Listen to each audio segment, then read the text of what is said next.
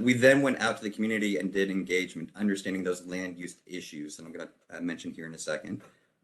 And now we're getting into really the land use visioning, which is that developing that future land use map, our place type map, that's going to show us this is what the community wants to look like in 5 years, 10 years, 20 years. With that, we're going to take that in, do some scenario developing, where we say, okay, if this is what the community wants to look like, what are the results of that? How is that going to look? And with that scenario development, we show that back to the community and say, hey, does this line up with your vision? If it does, then we move forward with creating a plan, creating that draft of the plan, showing that again to the community, getting input, and then finally going through the CPC board, the CPC commission, and then ultimately to City Council for approval. So some of those land use themes that we got from engagement, first, housing cost, availability, and displacement. Definitely heard that one, that housing costs are going up, that there is some displacement that's going on, that we need more housing.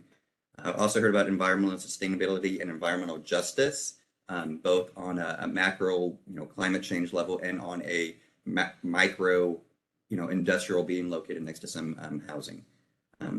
Also heard about connectivity. It's hard to get around Dallas other than the private automobile. Heard about those opportunities around DART stations, the transit-oriented development. Heard about economic development and revitalization, that they need more job centers throughout Dallas, that we need additional retail, in underserved areas. Heard about how sometimes there's a lack of urban design or quality urban design in Dallas or in parts of Dallas.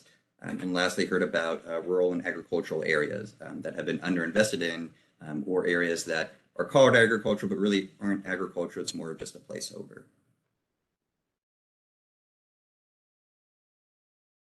So I'm going to talk through this kind of quickly because, again, there's a lot of knowledge, I believe, in this listening session. So land use, this is just, how an individual is using property, how a property owner is using their property. Is it for a single family house? Is it for an office? Is it for a restaurant? Is it for a mix of 14 different types of land uses? That's how the property is being used.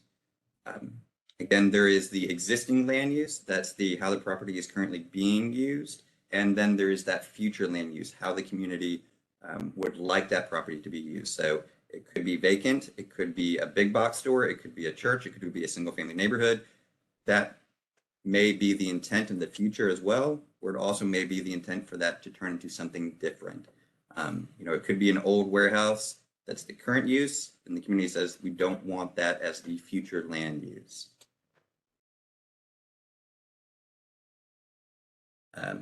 Want to make a distinction about land use and zoning, and again, going to go a little bit quickly through this, but again, land use, that's how you're using the property. Zoning, those are the regulations for different types of land uses, where they can go in the city of Dallas, and how those specific land uses have certain regulations tied to them. So where single family can go, where office can go, where industrial areas can go, and then specific regulations for single family homes, for offices, and for industrial uses.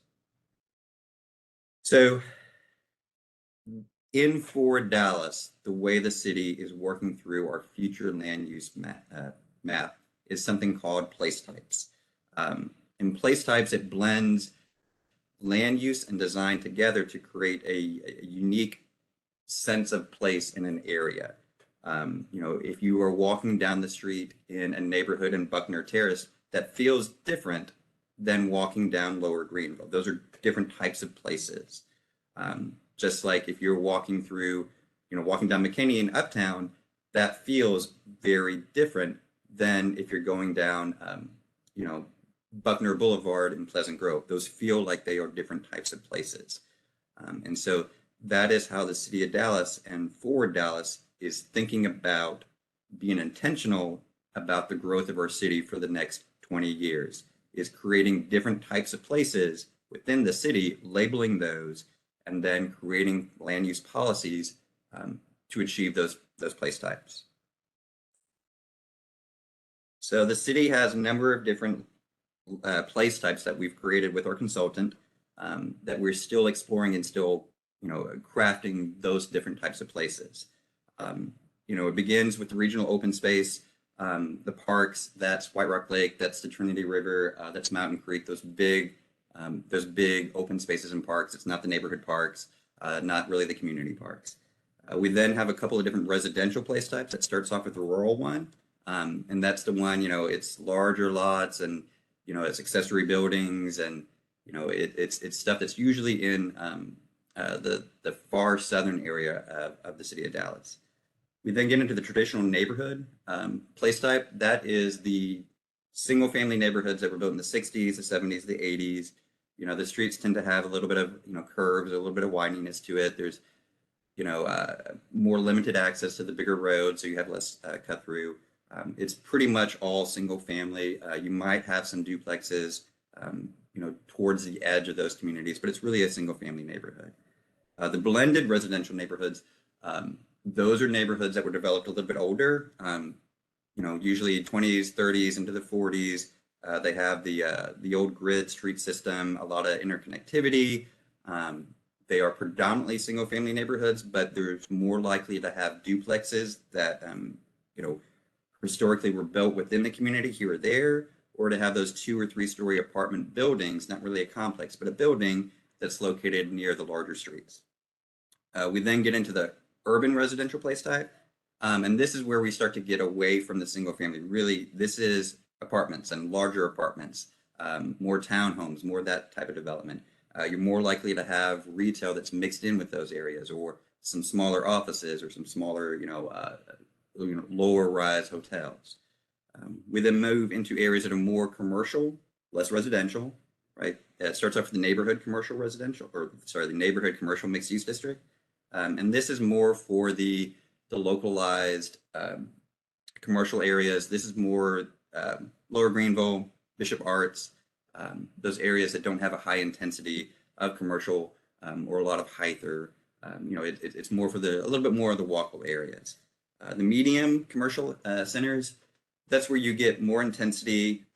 You're more likely to have larger apartment buildings mixed in here or there. You're more likely to have an office building that has some height in there. More likely to have, a corridor of commercial, of intense commercial, as opposed to more of the strip commercial. We also have 2 different types of industrial areas. The industrial hubs, that's industrial areas. That's warehouses, that's industrial areas. Then we have more of the flex industrial area that has warehouses, has some light industry in there, but also has some other stuff that's mixed in. You might have some apartments in there. You might have some restaurant and retail. Think about the difference between, areas in Northwest Dallas off of like Luna and 35 versus areas more in the design district, closer to Riverfront. The differences between those 2 different types of places. Then we have the highest intensity areas. We have the regional commercial areas and regional, mixed use areas. And that gets more into the Galleria, more into, the Cedars area, areas that are pretty intense and have a lot of height. It's no longer that they may have some hotels or an office or an apartment building. Now it's a hotel and it has a view. The last 2 ones we have the campus or the institutionals. Those are ones where you have one main driver of development in that area. That might be Parkland or UT Southwestern. That could be Methodist, Presby. Could be the larger Dallas College campuses like Eastfield or DBU. But you have one driver of that type of place. And lastly, you have the urban core type place. And again, this is downtown. This is areas of uptown. You walk through downtown, it feels like a downtown, urban core. The last thing that I will mention for these place types is that there is some bleed over between some of them, right? Is Deep Ellum more of a regional commercial area, or is it more of an urban area? And that's one of the things that, as we continue to have these listening sessions, that we're very active in listening to our community to understand where those differences are. So from a development perspective, and again, I'm not a developer. I may know your language and use some of your words, but I'm a planner. So this is where we're going to lean on the development community a little bit. So when the city of Dallas creates these place types. These place types are going to have different underlying land uses that we say these belong in this type of place. The traditional residential neighborhood, right? The single family neighborhood. Big office buildings don't belong there. Industrial does not belong there. You know, it shouldn't happen there. And so when we designate and we are creating these different types of places, they're going to come with different land uses, a mix of land uses that are allowed, and a mix of design standards or design parameters and guidelines that would be allowed. So how we are creating this future place type map.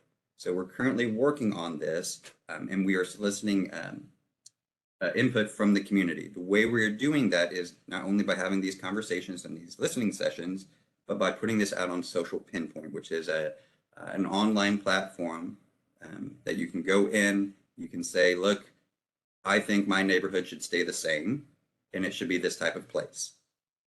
I think there should be more retail along this strip, and it should be less, car lots. So I want it to be this neighborhood commercial, and it should go here. We're going to drop the link in the chat to that Social Pinpoint site, so that if you have opinions about the place types in Dallas, of specifically different areas of Dallas, you say this should be this type of place. Put that in there so that we can have that input, and we can take a look and say, yes, this type of place, the community wants it to be this type of place. That's what we're going to call this future place type, or label it this future place type. So what happens when we move forward with Forward Dallas? So with adoption by City Council, a couple of things are going to happen. First, the future place types will be the guide for reviewing zoning changes. So right now, when you come in to say, this is an old church and it's zoned R75, I would like to rezone it for, 8-story tall apartment buildings. Well, right now, city staff does a review of that, and they look at surrounding zoning. They take in different factors. They see if there's an area plan or a neighborhood plan, and they can factor that in, and they make a recommendation. But there's a lot of uncertainty in staff's recommendation. The future place type map removes some of that uncertainty, because in that same situation, you say, it's a R75 zoning, a church is there because churches are allowed everywhere in Texas. If it's labeled as a urban residential place type, and you say, okay, well, yeah, an 8-story tall apartment building fits that place type. Now, again, city staff is still going to do their due diligence and make sure that it's an appropriate recommendation, but some of that uncertainty can be removed. Now, if it's a church and it's R75, and they said, no, the future place type should be a traditional residential neighborhood, well, then it's up to the applicant and the developer to say, this is the reason why that future place type doesn't line up with whatever vision that you have. But city staff would take a look at that review and say, again, we've said the community wants it to be a traditional residential place type, not that 8-story tall building. In addition to using it for those zoning case reviews, when we have large areas of the city where we say, look, we went through the visioning process, the scenario developments, and the community has said they want it to be this place type. The zoning does not match that right now. The current zoning does not match it. The city will then proactively go out, change the zoning on those properties to say, yes, this zoning now matches that future place type land use map. Also, it's going to affect some of the policies, land use policies that the city is going to run through. In some cases, those future place types aren't achievable with our current development code. So in some cases, we may have to change our development code to match those future place types. So we're now going to open up some discussion for the community, for the development community to provide input. Had a couple of thoughts, but I know, I have faith that our development community has some very strong opinions about Forward Dallas and future place types and how our city can develop. The 2 questions that we put out is we would like your thoughts and your input on the different types of places that the city is working through, and some of the land use, the mixes of land uses that would be allowed in those different types of places, and some design guide, some of the basic design guidelines within them. And then our last question just about, how would you incorporate place types into your work? Again, I'm not a developer. I just know some of the words and languages. So from your perspective, how does Forward Dallas and those place types, affect your work, or how would you incorporate it again into your work? And with that, again, some general rules for our discussion. Be kind, be courteous, respect everybody else's opinions. Try to make sure your questions are related to the content that we're talking about in our sessions. And with that, I'm going to hand it off to my colleague, Ms. Bowie. She is going to call out if you have a question or a comment. You're going to raise your hand. And after raising your hand, she's going to call on you, unmute you, state your question, and hopefully we can have a really good dialogue. So with that, I'm going to hand it back off. Thanks. Great, Patrick. Thank you so much. All righty. This is not a bashful crowd, so who would like to kick it off?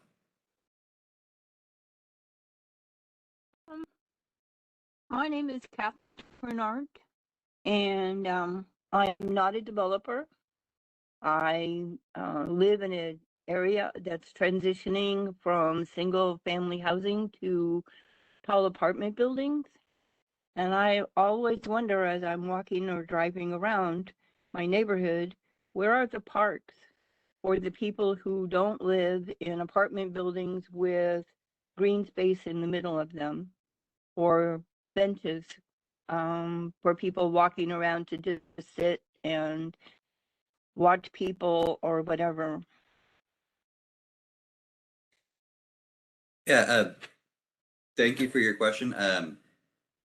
So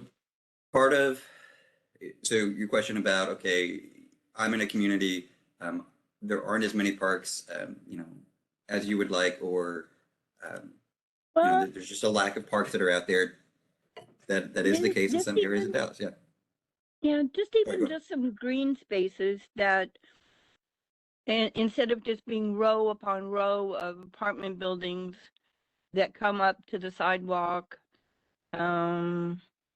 it's like there's no softness when you walk around. I don't know if that makes sense to you, because I have issues with eye clutter, and I mean it's just the fact that there's building signs, but nothing to soften the view or soften the texture of the surroundings. It's all hardscape. Yeah, I was going to use the exact same word, that the hardscape. So part of what Forward Dallas will have within it are certain underlying design guidelines for development, again, moving forward in Dallas. And some of those are speaking to your point of, it can't all be concrete. We shouldn't live in a concrete jungle. And so the design guidelines that our consultant and our team are working on can speak to those different types of places where we are, talking about encouraging more green space and more open space. So it's not, as you said, just a hardscape of concrete, and concrete. Mm-hmm. Hey, I have one other question. Where are plans for putting, what are the plans for putting housing for low-income people, often called affordable housing? Where are those plans placing that kind of development? Because if they're all clustered in one place, that's really detrimental to everybody,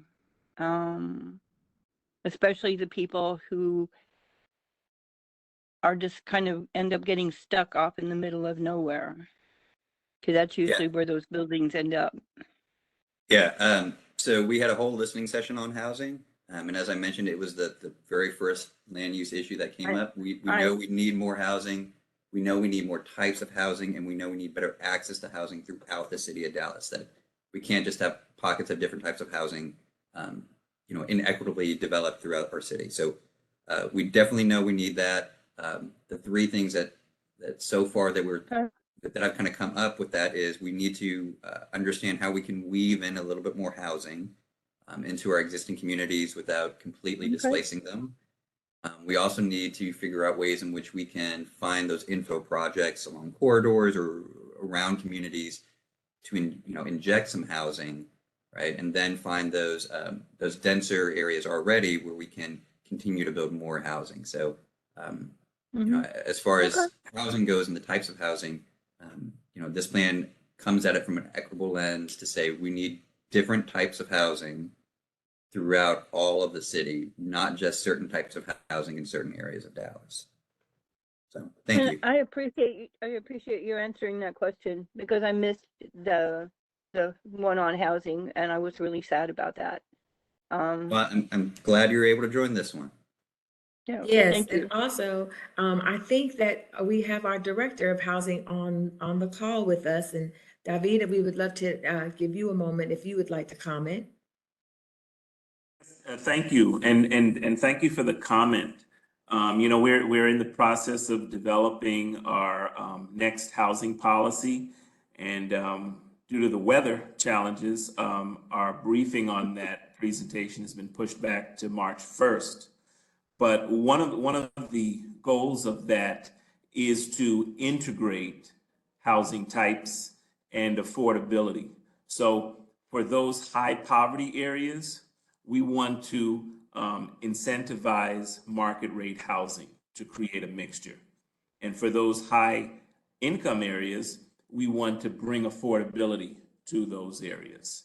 So I just ask you to stay tuned and follow us as we're moving forward and rolling out our plan, because we definitely will need your input. May I ask one other question that has to do with housing? Sure. Because I have found this interesting. I know because a friend of mine used to be a regional manager of, I don't know what company she was with, of apartment buildings, especially new ones.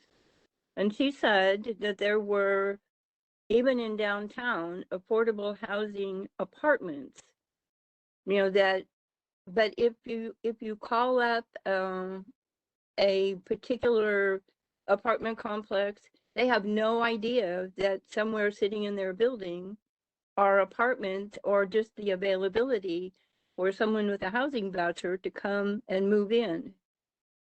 The regional managers know, but the actual managers of the location have no clue. Is there a way to get that information collected and put out there for people? So that is one of the requirements when we provide assistance to a development, that they market their vacancies in areas where people who are looking for affordable housing would congregate. So you'll typically see us asking for an affirmatively furthering a fair housing marketing plan, so that they can lay out their goals of who they're going to work with. Sometimes it's the Dallas Housing Authority. Sometimes it's churches. Sometimes it's targeted zip codes or census tracts. But it's one of the things that we kind of have to do on a continuous basis, because there is turnover in property management. And we've got to make sure that the new folks coming on board understand the importance of marketing those units.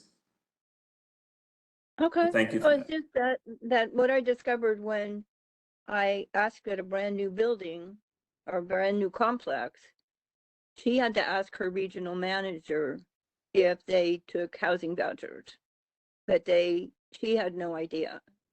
And so, and I've called other places and they have no idea, as far as they know, that they don't, and they could very well, but they just don't have the knowledge. And that's why I Well, was asking. if you wanna share any of that information with me in detail, I can we can have that conversation offline. I'll drop my email on chat, and you can follow up with me. Thank you. Thank you. Thank you, Catherine, and thank you, David. The city council presentation has now been rescheduled for March 1st. That's a question that is in the chat. And I believe, David, where can individuals find the briefing? Is it online? Yes, so it was posted online at dallascityhall.com last Friday. It's been up. If I can find it, I'll grab it and drop it in the chat for you. Wonderful. I would like to encourage everyone to take a look at it. And so I have a call from Paul. Paul, please join the conversation. Hello there. So I just had a kind of a question just from a development side of things and looking at the presentation. You know, the city has, as long as I've remembered, has told us, you know, hey, we want to see more development in Southern Dallas. Most of my developments are, virtually all of my developments are in the kind of Oak Cliff area, whether east of 35 or west of 35. But one thing that comes up is that when you're trying to develop and kind of enact this vision that Dallas has, is that it's the development opportunities are very lopsided. So for example, right now we're going through DARTS programs with developing the stations on the southern end. And it'll be, you know, if say Eighth and Corinth gets a 4-story development, Mockingbird gets a 20-story development, right? Um, if you just do station by station, even if we built out every single like station or walkable site in Oak Cliff, for example, based on today's zoning, we still just get completely outmatched by the north. Uh, how does Fort Dallas want to try to address that kind of structural inequity, if you will, in terms of, you know, development opportunities for walkable, mixed use, mixed income development? Paul, thank you for your question. Thank you for your work with Dart and some of those developments. So what I will say is a couple of things. So first, you know, when we're looking at different types of places, whether it's in northern Dallas or whether it's in southern Dallas, you know, we're trying to be as equitable as possible with the vision for those future areas. You know, we've talked about doing a kind of a TOD, and I don't like using the word overlay, but some type of TOD component for those place types where we understand that there is going to be a higher intensity of development around, or can be a higher intensity of the development around some of those stations. And we shouldn't just let, whether it's in the northern area of Dallas or the southern area of Dallas, dictate that that intensity. We should let the proximity to the DART line or the DART station dictate that intensity. And so as we're looking at some of those, you know, areas of southern Dallas and areas of northern Dallas and developing those different types of places, that's where we're in part relying on the community and sometimes the development community to come in and say, look, Patrick, right now you may not see, you know, 400 housing units over here. You may not see a wrap, but this type of, you know, this area has the bones to be that. You know, can we create that as a future place type for that area that then leads you to a zoning case that is easier to work forward? You know, like if there is some stuff near the Elam station, the Buckner and Elam station, where you have the warehouses that are kind of southwest of that area. It's okay, should those stay warehouses? Okay, well, if you create a place type there that has a TOD tie in there that has some intensity, can we set you up to have, you know, a better, a easier course of development? You know, if there are 15 hurdles in you for a certain development, you know, Forward Dallas is not going to knock down all 15 of them, but if we can lay down 1 or 2 of them and make it a little bit easier, you know, accelerate that timeline, as long as it's in, you know, the vision for that area is you know, the same vision that the community has. You know, those are the steps that Forward Dallas is hopeful to get through, where you're not going in with some uncertainty. You're going in and you're trying to pencil out your stuff, and you say, no, they did the visioning stuff for Forward Dallas, and they said that this needs to be an urban residential place type, right? That urban residential place type talks about apartment buildings at a massing and a scale of X, Y, and Z. So I have that uncertainty removed from my equation, or at least some of that uncertainty removed from that equation. Part of that, help answer that question. I know it was kind of roundabout in a little bit type of way, but did that get at your question? That did help a lot. And just one brief follow-up question to that. So I recently went through a rezoning case for a site again in Oak Cliff, Southern Dallas. And one of the challenges that came up was when we were trying to do the zoning, we wanted to do the city's modern form-based zone. I was willing to work with them there. But if you do the form-based zoning, you actually don't get affordable housing bonuses, which I guess when you're looking at Forward Dallas, is that something to look at as saying any zoning that allows for housing of any type should have some bonus if you're either contributing via fund or contributing via putting the units directly on the development into affordable housing? Because the idea that the city and myself get penalized for trying to do better design by not having the option to do affordable housing and get incentives seem counterintuitive to the city's plan. Exactly. And that is something I hope to follow up with you in particular about, where, as in the presentation, we said, hey, our development code doesn't match some of these place types. There's a lot of failings in our development code, and our development code is going to be rewritten after we move forward with Forward Dallas. So those things where it clashes together, those are the things we need to know about, so we can say we need to change. In Forward Dallas, we say this is a policy that needs to be changed, so that then we can go and change our development code to affect what they want to do for the form-based stuff, but they're trying to get the density bonus from the affordable housing stuff. Okay, well, those don't mesh together, and how do we make our development code mesh together to get exactly what you were talking about? So thank you. Thank you. Thank you, Paul. Next is Kebron, followed by Jonathan and Jane. Kebron, thank you for joining us. Thank you for this opportunity. My question essentially starts with how do we best promote a comprehensive development presentation when we seem to reward development by tracks? And if I can make an example real quick, if I can use Paul's example of Corinth and A Street, we will promote development on a corner, but we don't give priority or prioritization to a phased development that would encompass the 3 undeveloped corners of that intersection. And in doing this track-based development, a lot of times what one person is eager to develop, other developers don't come in behind them and share their same enthusiasm. And so for established communities as Oak Cliff, where there's a lot of established single-family residential, there are existing commercial tracks where there's retail opportunities, but because they were developed so long ago, they don't meet current retail requirements.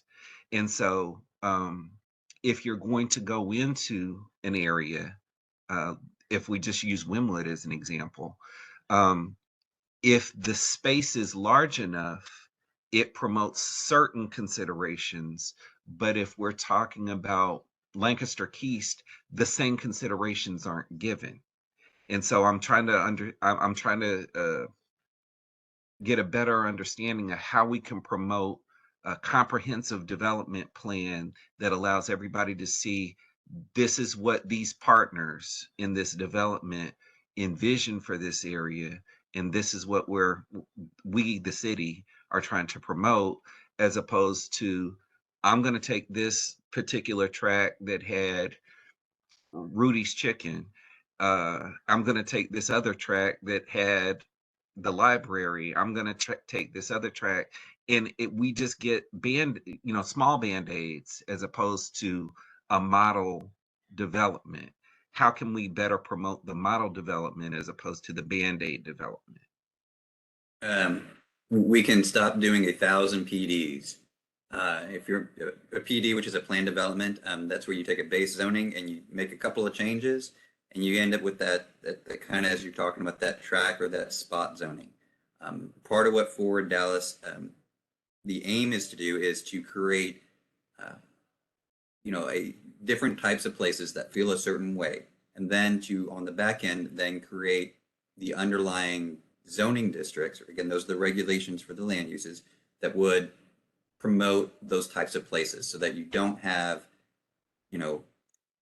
people going out and as you said, on one corner it looks like this, on the other corner it looks like this, on the other corner it looks like this, because each one of those is its own PD and has its own development standards, because everybody have their own different visions, and that's the way in which Forward Dallas tries to bring that together to say, okay, does this feel like a single family neighborhood? Does this feel like a neighborhood commercial area? Okay, if it feels like a neighborhood commercial area, it should have a look and feel like this, right? So, Wynwood does not feel exactly the same as, some areas, along Davis, right? There's a different feel to those areas. And so how do you create to your point, a vision of different types of places that look and feel pretty similar, and then not have it be cobbled together by 100, or actually it's more than 1,000 different unique plan development units. Thank you. Jonathan?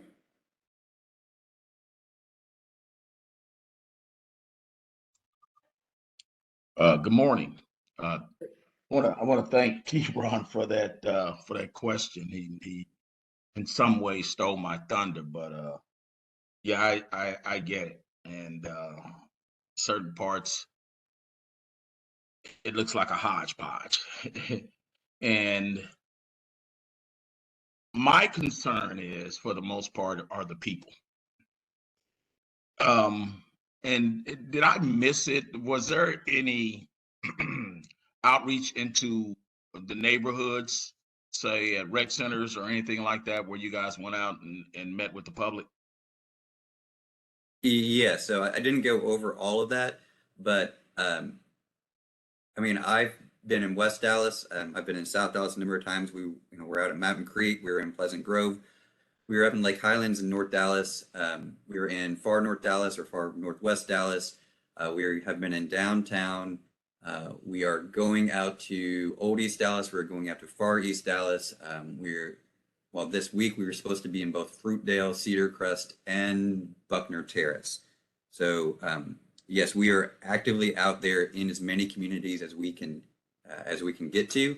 If you've ever worked in the trades, there's the term of, have tools, will travel. We definitely have our tools and we will travel. And so if there is a community where that you are part of or that you're aware of where we haven't had that opportunity to engage, please reach out, and we can figure out a time in which we can go out there into that community, because we want to have as much engagement as we can realistically have.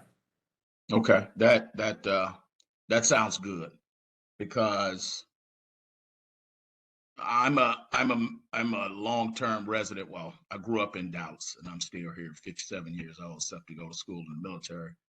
But I grew up in North Dallas, and there are still 3 very strong Black communities there, Arlington Park, Elm Thicket North Park, Hamilton Park. But I can see with a very large lens the difference between Oak Cliff and North Dallas.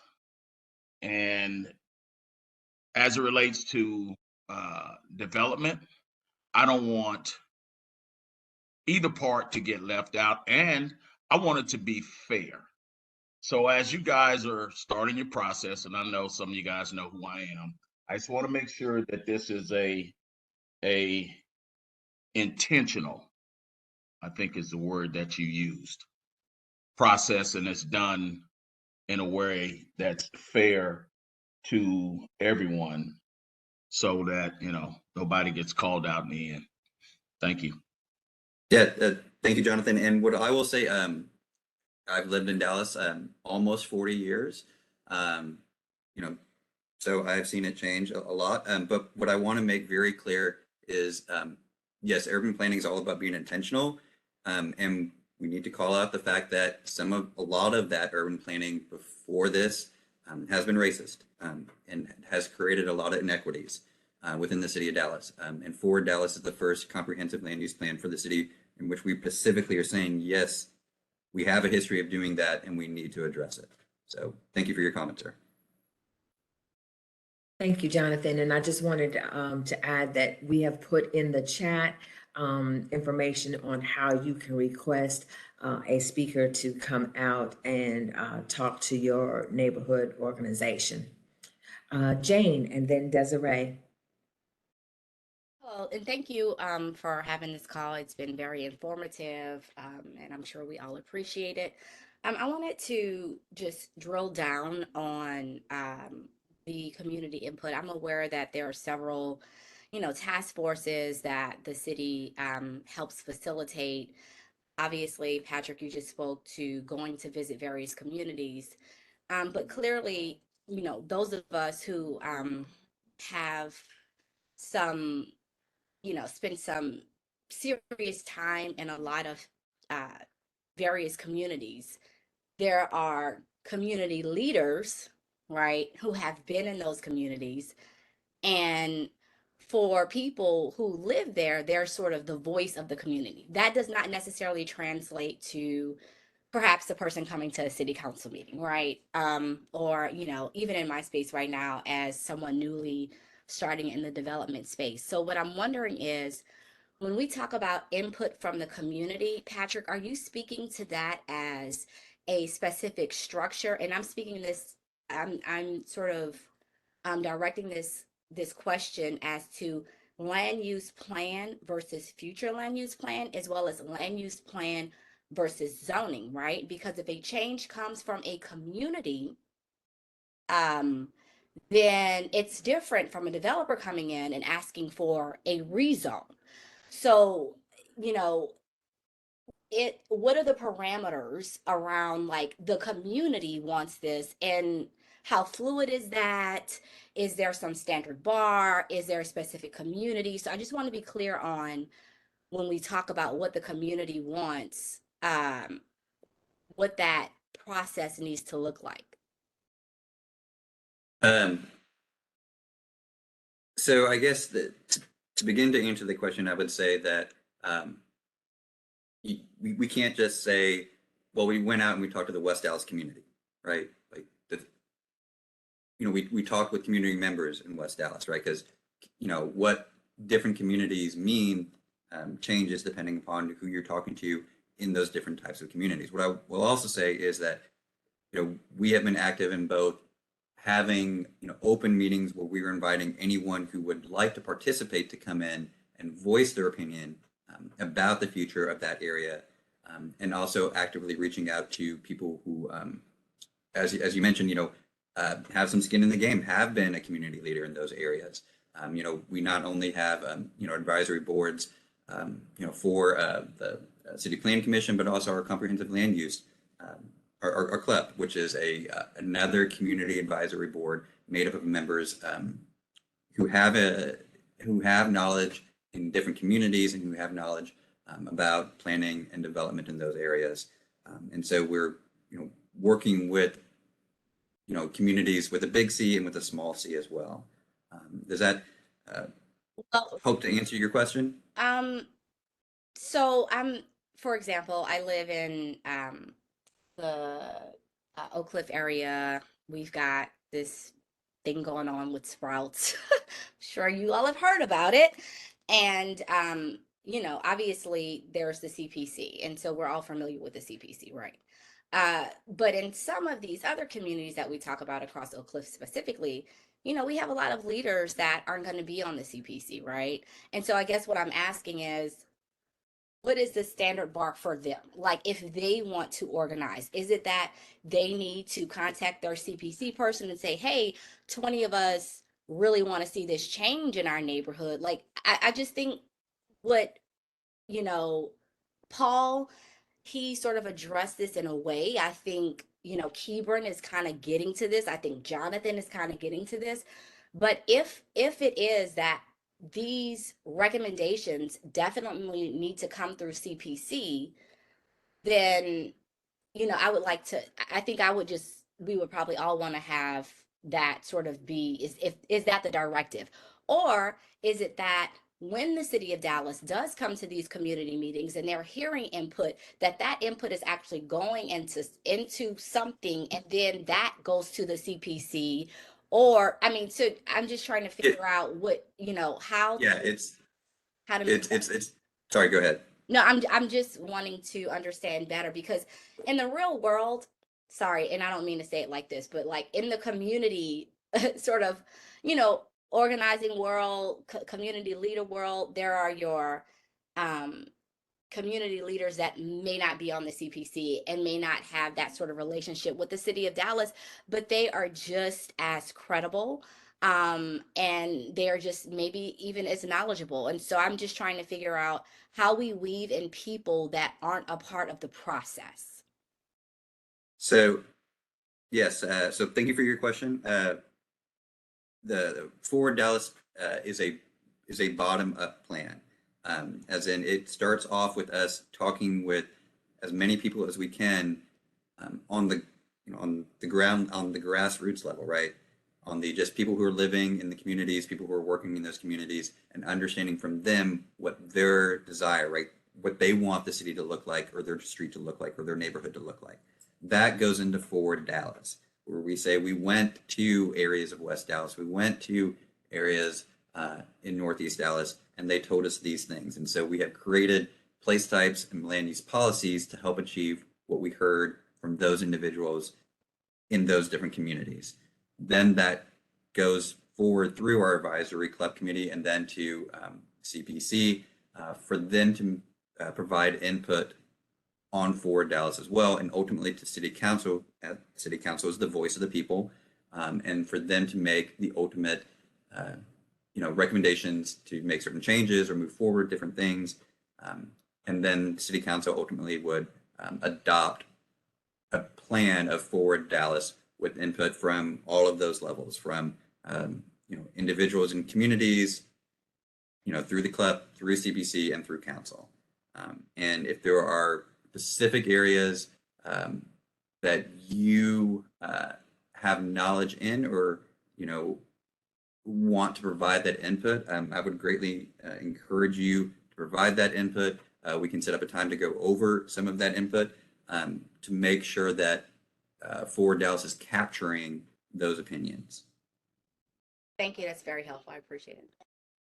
And then I just want to also add, Jane, that one of my roles with planning and urban design is to help concerned residents with building neighborhood associations. And so that is another a way to do organizing specifically around neighborhood issues.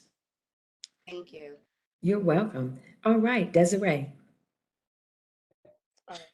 Thank you for inviting me, Ms. Bowie. I just had a quick question regarding like the place types and the uses, and then the zoning. So with South Dallas, as far as the area plan being updated, how is Forward Dallas impacting some of the uses that are existing right now, but don't exist without some pushback, or may exist quote unquote illegally just due to the zoning? I'm using the food park as an example of, it exists inside of Fair Park right now, which exempts it from some different permitting challenges and zoning challenges, but existing outside of Fair Park as a permanent structure, some of these, smaller elements of a co-working space or commercial retail in South Dallas that isn't currently permitted by right. How does Forward Dallas kind of address that through like the place types? Yeah, so Desiree, thank you for the question. At the first part, the South Dallas Fair Park area plan that Sandra, myself, and Lindsay are working on, that will be incorporated into Forward Dallas. So the visioning that's happening in South Dallas and Fair Park is a microcosm of the visioning that's happening throughout the city of Dallas. As far as the different types of land uses and place types, that's where, as we define those different types of places and the different types of land uses that exist within those types of places. Some of those land uses may not be an allowed land use at all in the city of Dallas, right? Because our development code was written 30 years ago based upon the best thinking from 1962, right? So part of that is changing our development code to allow those place types to exist as the community envisions them. So whether it's food truck parks, whether it's co-working spaces, whether it's missing middle housing, those things that aren't really allowed within the city of Dallas, it's then changing our development code to say, yes, in order to achieve this type of vibrant neighborhood commercial space, we need to change our development code to allow more types of things to be allowed in those areas. Thank you. Thank you. And to that also, Patrick, there's a comment in the chat. Once we have landed on the place types and land use definition, what is the next step? A mapping exercise for future land use? What is the timeline for that process? Yes, thank you, Ms. Bryan. So as we are continuing to work on the different definitions of place types and the design and land uses that are allowed in those different ones, we are also working on that future place type map. And that future place type map, we are hopeful to get a draft version of that here in the spring. And so that would be putting it out into the community, right, for everybody to take a look at and to say, no, this is not that type of place. No, we need to change this type of place. Yes, you have this type of place, right? And then through several iterations of that map, like we're not going to get it right on the first time, and it's going to keep getting better through those different iterations. That future place type map would then be adopted with ForwardDallas, most likely sometime in the fall. So that would be the timeline. The draft version of the place type map, or the future place type map, gets released here in the spring. It's refined over the spring, the summer, and then adopted by the fall. All righty. And I don't see any other hands raised. I think that this has been a great conversation, and just would like to see if there's anyone else that has any comments, questions, or concerns. If not, we can get ready to enjoy the sunshine. So, Jonathan, to your question about the outdated zoning, so if it's site specific, right, if the future place type doesn't match that specific zoning, that would occur after ForwardDallas is adopted. So after the fall is adopted, then we would prioritize those different areas to change the zoning to allow that future place type to exist. Moving forward from that, we would then have a set of changes to make in our development code, which would occur after ForwardDallas is adopted. Okay, so I think that is it for today. This concludes our listening sessions for this series, and stay tuned because we are preparing for a ForwardDallas Live in the coming weeks. Thank you all so very much. Enjoy the beautiful weekend ahead. Bye-bye. Thank you all.